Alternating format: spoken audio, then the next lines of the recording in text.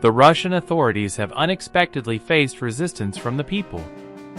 Many deputies are demanding explanations from United Russia as to why the party is not trying to eliminate the threat from Western Europe. Representatives of United Russia stated that they do not consider robots a security threat to the CSTO countries. These words caused public uproar. People on the internet demanded the immediate resignation of the government, although they were not planning to take to the streets yet. The Russian government, using Rospotrivnadzor, is trying to shield the population from sources of information. The situation is getting out of control. Observing the situation in Russia, the United Kingdom and the retired Polish elite, who had been evacuated from the country, began preparing an uprising against Russia. The operation was called Fox's Den. China began to face acute economic problems. Having lost vital regions and cities of the country, China was pushed back to the 19th century. Of 1 billion people, no more than 200 million remained under the control of the authorities. Observing the worsening situation in the country, the Uyghur people began demanding full independence from the Chinese oppressors. Taiwan, which China annexed by military force in 2034, got a chance to leave the mainland state. On February 2, 2051, a vote was held on the island, where an overwhelming majority, 84%, voted for independence. The remaining 16% voted against it. Taiwan officially left China, restoring its old flag, constitution, army, and sovereignty.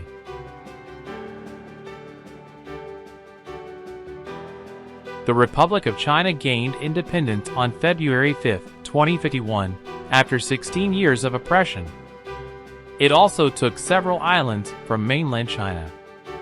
On February 7, Japanese and Korean diplomats arrived in Taiwan, where they signed agreements on mutual defense in the military sphere and trade. On February 5, the newly formed Army of the Republic of China quickly seized all the ships in the ports.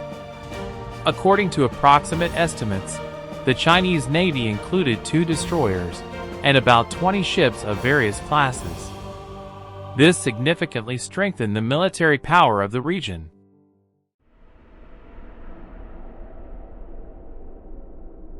A new but still unstable world is spiraling out of control. Modern powers are going through difficult times. The economic downturn in the region exacerbates global problems.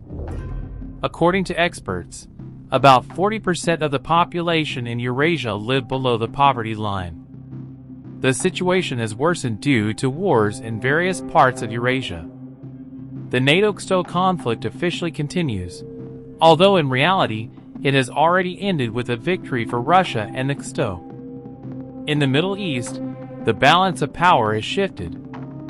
Israel has given way to Iran, which is increasing its influence in the region. In Asia, the situation is more stable, although there are also instances of civil unrest. However, a new threat has emerged in the Asian region: terrorism. The Taliban, having seized power in one of the countries, seeks to extend its influence throughout Asia, creating a powerful criminal network. Mass attacks on civilians and military targets are occurring in various countries of the region. The authorities are unable to counter this threat. Myanmar suffers the most from terrorism. Over 2 decades of active combat, the situation in the country has improved, but with the expanding influence of the Taliban, it has once again gotten out of control. India is providing economic and military assistance, but this is not enough to stabilize the region. Despite the crisis, the people of Myanmar live under conditions of armed conflict. Agriculture provides the country with food, and the government's budget is still directed to this sector rather than military needs. However, Myanmar's army, numbering 30,000, continues to receive the necessary supplies. On February 20th, media reports emerged about the beginning of a robotic takeover of Uzbekistan. The publications provide data on robot behavior in Europe, but there is no more detailed information due to the country's secrecy and internet shutdown.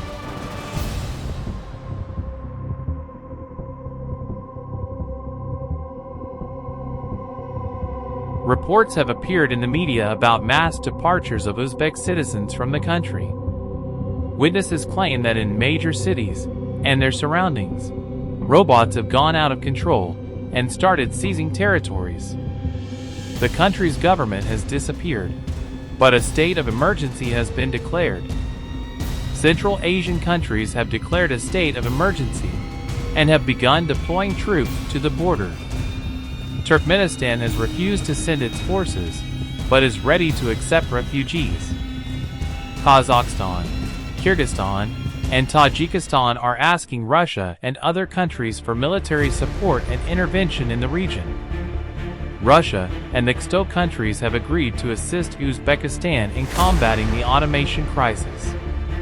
Within the XTO framework, a protocol was adopted for the immediate deployment of rapid response troops to the region. Although Uzbekistan's borders were violated, the UN did not condemn the actions of the participating countries, but demanded the withdrawal of troops after the operation was completed.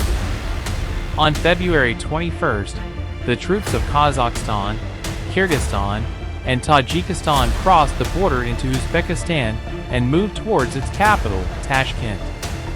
The military hopes for the support of the local population, as the combined army of 24,000 is unlikely to be able to capture a city with a population of 6 million. The combined forces decided not to use artillery, rockets, or aviation, believing that the robots would quickly lose in the capital. At that moment, a large-scale attack by robots on the country began.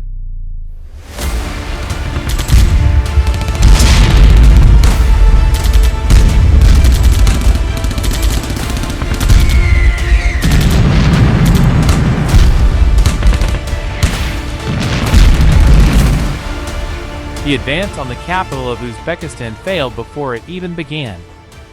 Well-armed robots met the columns of armored vehicles with a hail of fire. The armies were in disarray, but despite fierce resistance, the XTO troops were penetrating deeper into the country. But the situation quickly got out of control. The advancing troops encountered robots that outnumbered them, which managed to drive them out of Tashkent and encircle about 8,000 soldiers west of Tashkent. The robots launched a massive offensive and crossed the borders of the XTO countries. Thanks to the arrival of Russian and other countries' armies at the front, the situation on the front line was stabilized.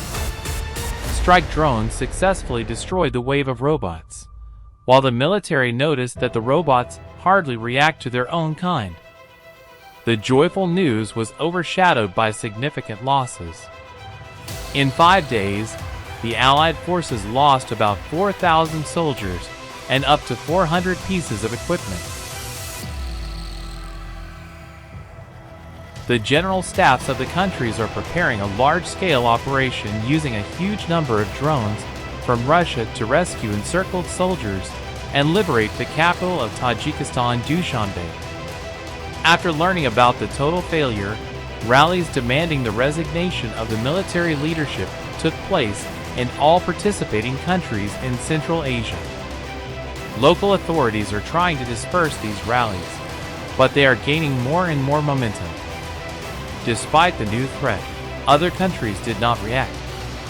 They were absorbed by their own internal and external problems. Scientists and analysts in Russia asked themselves a logical question. Where did the robots get such an army out of nowhere, and so much weaponry? On March 1st, a conference of XTO countries was held in Astana. The presidents of the countries reached a consensus that the robot uprisings in Uzbekistan were orchestrated by humans, but there was no evidence for this. For accurate information, the XTO needs to break into the enemy's stronghold Tashkent. For the successful conduct of the operation, Russia has deployed strike drone companies and an entire division of the assault army. The scale of this operation is being compared to the invasion of Ukraine in 2022. The XO countries are betting on this event. But before the operation begins, it is necessary to calm the population of the bloc, which is dissatisfied with this whole adventure.